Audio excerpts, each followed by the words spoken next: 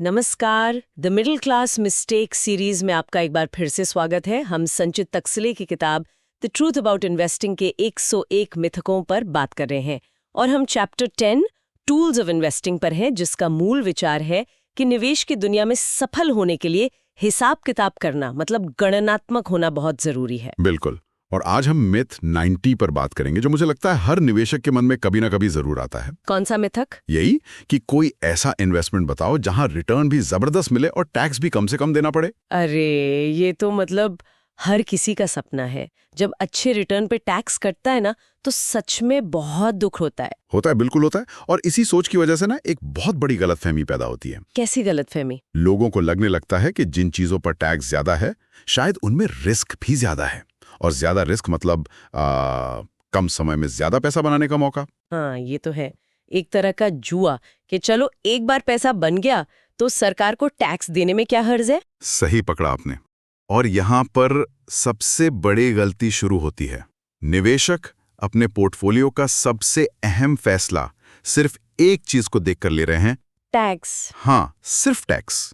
जब टैक्स बचाना ही पहला और आखिरी लक्ष्य बन जाता है, तो निवेश के जो असली सिद्धांत हैं वो कहीं पीछे छूट जाते हैं। तो इससे पोर्टफोलियो पर असल में असर क्या पड़ता है?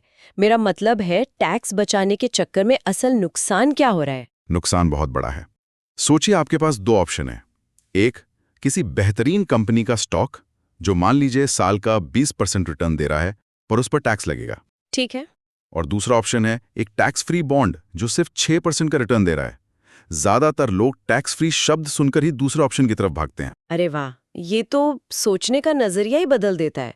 वो ये हिसाब ही नहीं लगा रहे कि 20% पे टैक्स देने के बाद भी उनका जो नेट रिटर्न है वो 6% से कहीं ज्यादा होगा। बिल्कुल। तो हुआ क्या? आपने सिर्फ टैक्स बचाओ के चक्कर में एक बड़ा मुनाफा गंवा दिया। और ये सिर्फ एक मौके की बात नहीं होगी, है ना? नहीं, जब आप हर फैसला इसी आधार पर लेते हैं, तो आपके पोर्टफोलियो में वो क्या कहते हैं, डाइवर्सिफिकेशन, वो खत्म हो जाता है। मतलब सारा पैसा एक ही जैसी चीजों में लग गया। जी।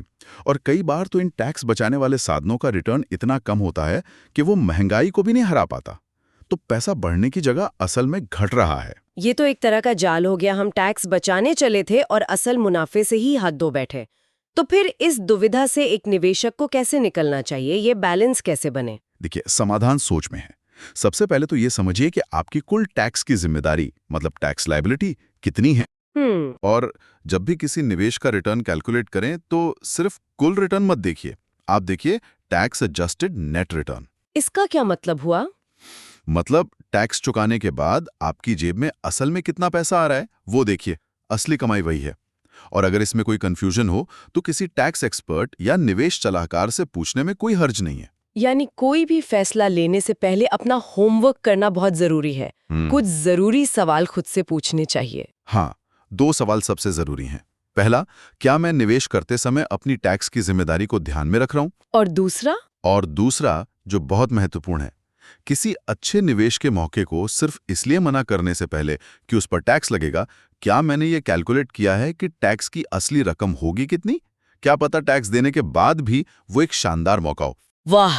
तो आज का सार ये है कि सिर्फ ज्यादा रिटर्न और कम टैक्स का लालच अपने आप में एक मिडिल क्लास मिस्टेक है। सिर्फ टैक्स को प्राथमिकता देने से आपका पोर्टफोलियो कमजोर हो सकता है। बिल्कुल। तो चलिए, अब अगले अंक में हम एक नई अध्याय की शुरुआत करेंगे, चैप्टर 11, नेविगेटिंग मॉडर्न इन्वेस्टिंग। जी, और हम मिथ 91 पर चर्चा करेंगे, जो नई और आकर्षक स्कीम से जुड़ा है। वो वाला जुमला कि ये नई स्कीम आई है, इसमें टैक्स और रिटर्न दोनों में फायदा है। तो क्या ऐसी नई योजनाओं में निवेश करना सही है, जो असाधारण रिटर्न और टैक्स लाभ का वादा तो करती हैं, पर शायद उनमें लिक्विडिटी या विश्वसनीयता की कमी हो? इसी सवाल का जवाब ढूंढेंगे हम अगले अंक में। तो ये जानने के लिए अगला अंक जरूर सुनिए। फाइनेंशियल लिटरेसी की इस यात्रा में हमारे साथ बने रहने के लिए धन्यवाद। सुनते रहिए द मिडिल क्लास मिस्टेक। जय गुरुदेव।